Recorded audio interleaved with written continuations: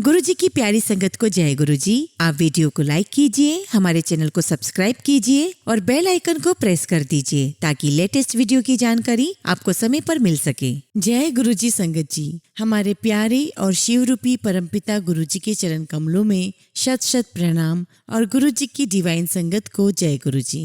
आज का पहला सत्संग एक आंटी का है जो अपना नाम गुप्त रखना चाहती हैं। जय गुरु जी, शुक्राना गुरु जी। ओम नमः शिवाय, शिवजी सदा सहाय। ओम नमः शिवाय, गुरुजी सदा सहाय। शुक्राना सारी संगत जी का। गुरुजी बहुत दिनों से बोल रहे हैं अपना सत्संग शेयर कर, तो सुनती नहीं है। संगत जी, ये मेरा पहला सत्संग है। वैसे तो गुरुजी मुझे कहते हैं कि तेरा मेरा साथ जन्मों जन्मों का है, परंतु इस जन्म में मेरे गुरुजी ने मुझे फर्स्ट कॉल अगस्त 2023 में किया था। संगत जी, मैं अक्सर ही यूट्यूब पे भोले बाबा के संदेश वीडियो सुनती रहती हूँ और देखती रहती हूँ। मैं भोले बाबा की बहुत पूजा पाठ करती हूँ, मुझे बहुत सुकून मिलता है। मैं शिवजी के महाशिवरात्रि के व्रत मुझे लगता है कि मैं बचपन से, जब से मुझे होश है तभी से रख रही हूँ। इसके अलावा मैं भोलेनाथ के 16 सोमवार के व्रत और प्रदोष व्रत की पूजा भी करती हूँ। संगत जी, मेरे जीवन में बहुत ही ज्यादा परेशानियां चल रही हैं, मगर मेरे जीवन में गुरुजी के आने के बाद परेशानियां खत्म तो नहीं हुई है, मगर कम जरूर हो गई है और एक सिक्योरिटी सी मन में फील होती है। वो कहते हैं ना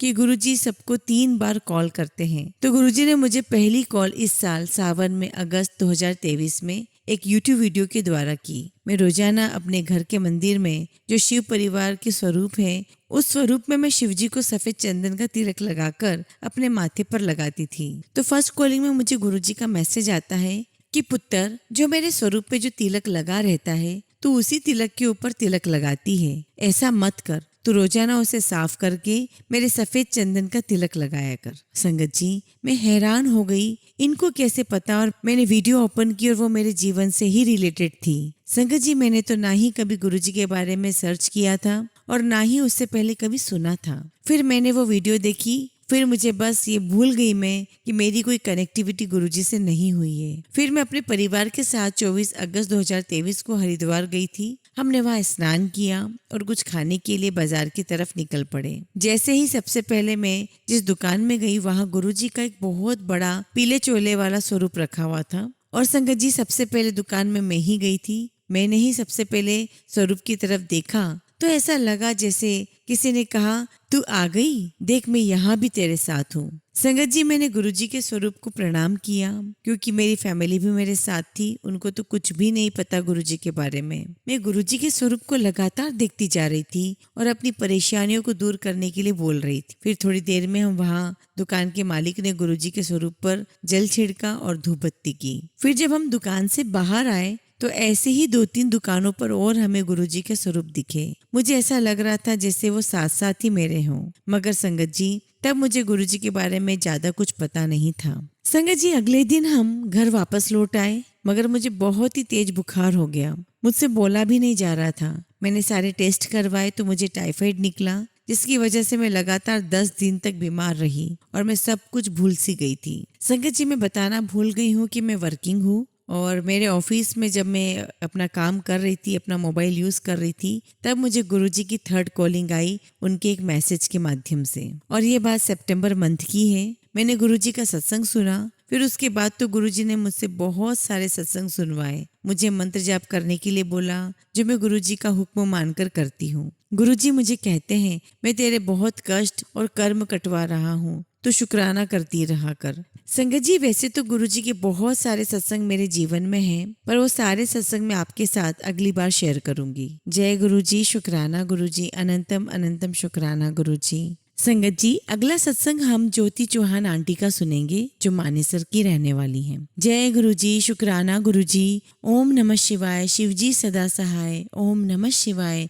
गुरुजी सदा सहाय। संगत जी, मेरा नाम ज्योति चौहान है। मैं IMT मानेसर में रहती हूँ। संगत जी, मैं सबसे पहले गुरुजी का मंत्र जाप करके अपने सत्संग शेयर करना चाहती हूँ। ओम नमः शिवाय, शिवजी सदा सहाय। ओम नमः शिवाय, गुरुजी सदा सहाय। जय गुरुजी। प्यारी संगत जी, मेरा पहला सत्संग है और मैं गुरुजी से अभी अभी जुड़ी हूँ। अगर मुझसे सत्संग सुनाने में कुछ भी गलती हो जाए तो क्षमा कीजिएगा। मैं गुरुजी से 24 सितंबर 2023 में जुड़ी हूँ। 4-5 साल पहले संगत जी मैंने गुरुजी का फोटो अपने भाई के पास देखा था। जब मैंने उससे पूछा कि ये कौन है तो मेरे भाई ने कुछ भी नहीं बताया, और इसके अलावा भी मैंने कई गाड़ियों के पीछे भी जय गुरुजी लिखा हुआ देखा था, पर फिर भी मैंने इतना ध्यान नहीं दिया। सॉरी संगत जी, गुरुजी के स्वरूप को फोटो नहीं बोलते हैं, स्वरूप बोलते हैं, वो मुझे बाद में पता चला। फिर अचानक संगत जी मुझे गुरुजी का स्वरूप अपनी कजन सिस्टर की प्रोफाइल पर दिखा। मैंने अपनी दीदी से पूछा कि ये कौन है दीदी। तब दीदी ने बताया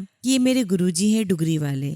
मुझे माफ करना संगत जी, मेरे मन में आ रहा था कि दीदी के गुरुजी कैसे हैं। फिर भी मैं गुरुजी के स्वरूप को लाइक कर देती थी। कई बार जय गुरुजी, शुक्राना गुरुजी भी लिख देती थी। फिर संगत जी मैंने इतना ध्यान नहीं दिया, और एक दिन अपनी बड़ी बहन से फोन पर बात कर रही थी। तब उसने फोन पर मुझसे जय गुरुजी बोला। तब मैंने अपनी बहन से पूछा कि कौन से गुरुजी हैं। तब मेरी सिस्टर ने कहा कि ये जो गुरुजी हैं वो सुनीता दीदी के भी गुरुजी हैं, और उसने ये भी बोला कि गुरुजी बहुत जल्दी सबकी सुनते हैं। उसके बाद संगत जी मैंने भी गुरुजी का स्वरूप फेसबुक पर देखा, और गुरुजी का मैसेज आया कि पुत्र मैंने ही तेरा कल्याण करना है। फिर मैंने गुरुजी का मंत्र जाप सुनना और गुरुजी का सत्संग सुनना शुरू कर दिया। गुरुजी की कृपा मुझ पर बहुत जल्दी हो गई। गुरुजी ने दिवाली के 2 दिन बाद मुझे और मेरी बहन को बड़े मंदिर बुलाया, और फिर बड़े मंदिर में हमें जल प्रसाद, चाय प्रसाद, ब्रेड पकोड़ा प्रसाद मिला, और गुरुजी का स्वरूप भी मिला। फिर हमने घर आकर गुरुजी का जल प्रसाद, चाय प्रसाद और कड़ा प्रसाद का भोग लगाया।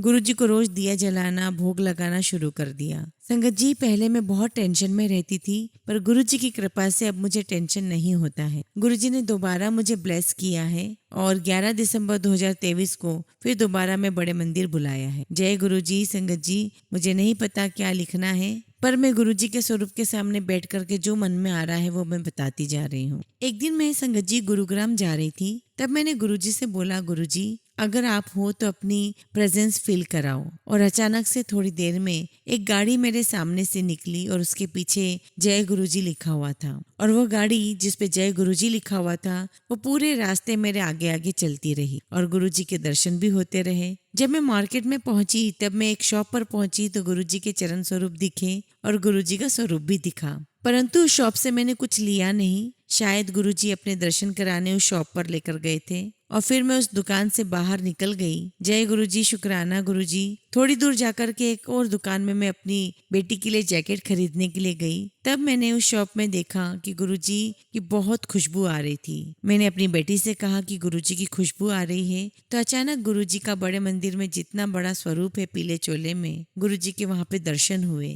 जय गुरुजी, शुक्राना गुरुजी। संगत जी अब मैं अपने सत्संग को विराम देती हूँ। गुरुजी जैसा भी करवाएंगे मैं आगे सत्संग शेयर करूंगी। जय गुरुजी, शुक्राना गुरुजी। ओम नमः शिवाय। शिवजी सदा सहाय। ओम नमः शिवाय। गुरुजी सदा सहाय। संगत जी अब हम शिव पुराण की रुद्र संहिता का 4था अध्याय सुनेंगे। 4था अध्याय, नारद जी का भगवान विष्णु को शाप देना। ऋषि बोले, हे सूत जी, रुद्र गणों के चले जाने पर नारद जी ने क्या किया और वे कहाँ गए, इस सब के बारे में भी हमें बताइए। सूत जी बोले, हे ऋषियों, माया से मोहित नारद जी उन दोनों शिवगणों को शाप देकर भी मोहवश कुछ जान न सके। तत्पश्चात क्रोधित होते हुए वे तालाब के पास पहुँचे, और वहाँ जल में पुनः अपनी परछाई देखी तो उन्हें फिर वानर जैसी आकृति दिखाई दी। उसे देखकर नारद जी को और अधिक क्रोध चढ़ गया। वे सीधे विष्णु लोक की ओर चल दिए। वहां पहुंचकर भगवान विष्णु से वे बोले, हे हरि, तुम बड़े दुष्ट हो। अपने कपट से विश्व को मोहने वाले तुम दूसरों को सुखी होता नहीं देख सकते। तभी तुमने सागर मंथन के समय मोहिनी का रूप धारण कर दैत्यों से अमृत कलश छीन लिया था और उन्हें अमृत की जगह मदिरा पिलाकर पागल बना दिया था। यदि उस समय भगवान शंकर दया करके विष को न पीते तो तुम्हारा सारा कपट प्रकट हो जाता। तुम्हें कपटपूर्ण चालें अधिक प्रिय है। भगवान महादेव जी ने ब्राह्मणों को सर्वोपरि बताया है। आज तुम्हें मैं ऐसी सीख दूंगा जिससे तुम फिर कभी ऐसा कार्य नहीं कर सकोगे। तक तुम्हारा किसी शक्तिशाली मनुष्य से पाला नहीं पड़ा है, इसलिए तुम निडर बने हुए हो, परंतु अब तुम्हें तुम्हारी करनी का फल पूरा मिलेगा। माया मोहित नारद जी क्रोध से खिन्न थे। वे भगवान विष्णु को शाप देते हुए बोले, विष्णु, तुमने स्त्री के लिए मुझे व्याकुल किया है। तुम सभी को मोह में डालते हो। तुमने राजा का रूप धारण करके मुझे छला था, इसलिए मैं तुम्हें श्राप देता हूँ कि तुम्हारे जिस रूप ने कपट पूर्वक मुझे छला है, तुम्हें वही रूप मिले। तुम राजा होंगे और इसी तरह स्त्री का वियोग भोगोगे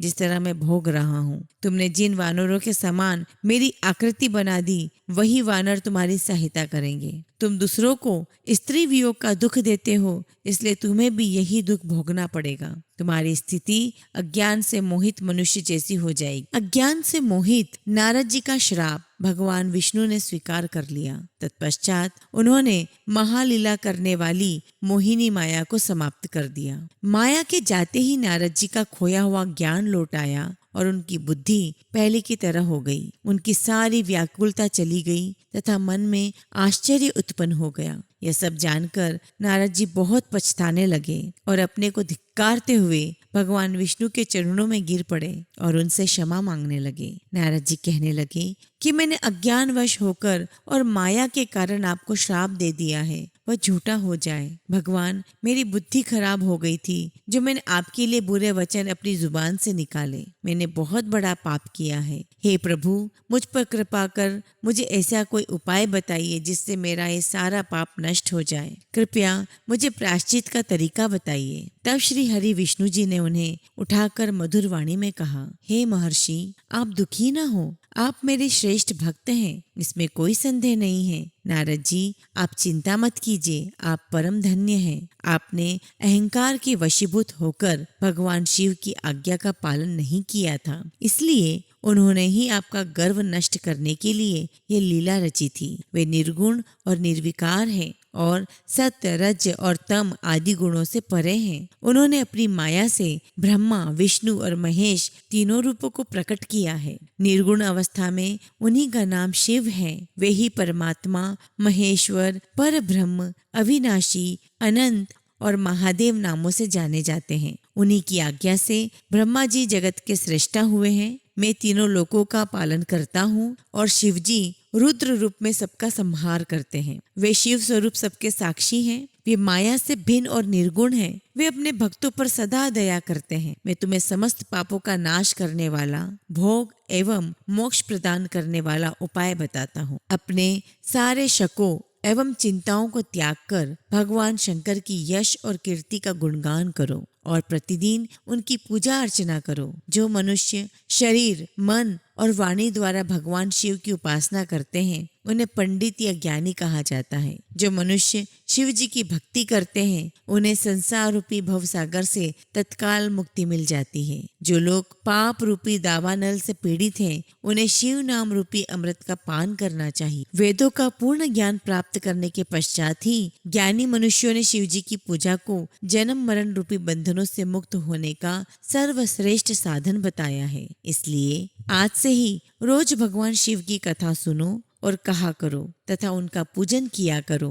अपने हृदय में भगवान शिव के चरणों की स्थापना करो तथा उनके तीर्थों में निवास करते हुए उनकी स्तुति का और उनका गुणगान करो। इसके बाद नारद जी, तुम मेरी आज्ञा से अपने मनोरथ की सिद्धि के लिए ब्रह्मलोक जाना। वहाँ अपने पिता ब्रह्मा जी की स्तुति करके उनसे शिव महिमा के बारे में पूछना। ब्रह्मा जी शिव भक्तों में श्रेष्ठ हैं। वे तुम्हें भगवान शंकर का महात्म्य और शतनाम स्तोत्र अवश्य सुनाएंगे। आज से तुम शिव भक्ति में लीन हो जाओ, वे अवश्य तुम्हारा कल्याण करेंगे। ये कहकर विष्णु जी अंतर्ध्यान हो गए। संगत जी, अब 5वां अध्याय अब हम कल सुनेंगे। जय गुरु जी, शुक्राना गुरु जी।